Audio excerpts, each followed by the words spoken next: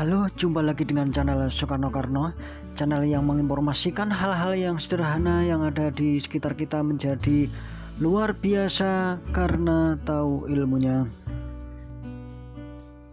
Gimana kabar teman-teman? Saya doakan dalam keadaan sehat selalu. Kali ini saya akan berbagi informasi yang cukup menarik, yaitu tentang 5 hal yang harus kita perhatikan untuk mengetahui anjing kita bahagia atau tidak. Memiliki hewan anjing peliharaan adalah hal yang menyenangkan karena mereka adalah hewan yang aktif dan ceria. Selain itu, anjing juga selalu menunjukkan isi perasaannya melalui gerakan tubuh mereka ya. Ini akan sangat membantu kita untuk mengetahui kondisinya setiap hari. Namun, ada satu hal yang harus kita perhatikan yang ini cukup penting untuk kita ketahui ya, yaitu adalah bagaimana cara kita untuk mengecek kondisi anjing sehat dan bahagia.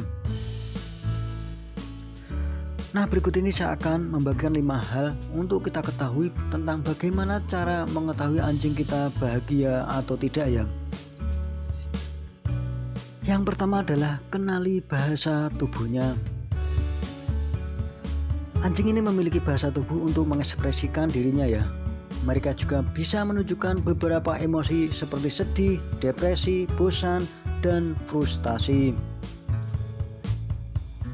Anjing yang sedih biasanya akan menampakkan mimik wajah yang murung dan tak bersemangat.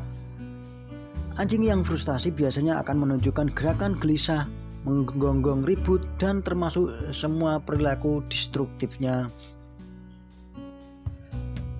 Kita juga dapat memperhatikan bahasa tubuh yang biasanya ditunjukkan oleh anjing tersebut.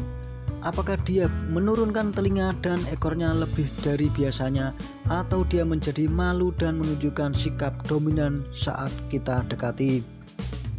Jika demikian, ini adalah bahasa tubuh yang menandakan bahwa ada sesuatu yang salah.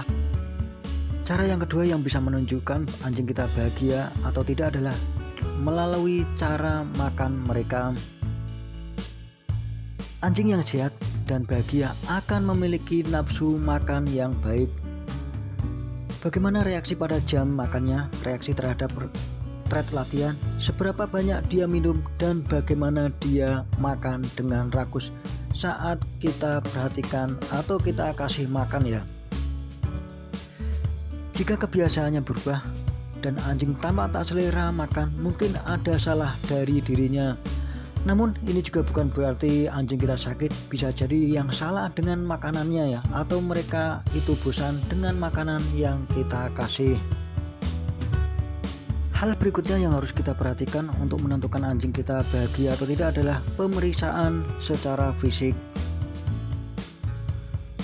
Pemeriksaan fisik ini dapat kita lakukan setiap waktu saat kita menyisir bulunya, memandikan, atau saat kita membelainya ya.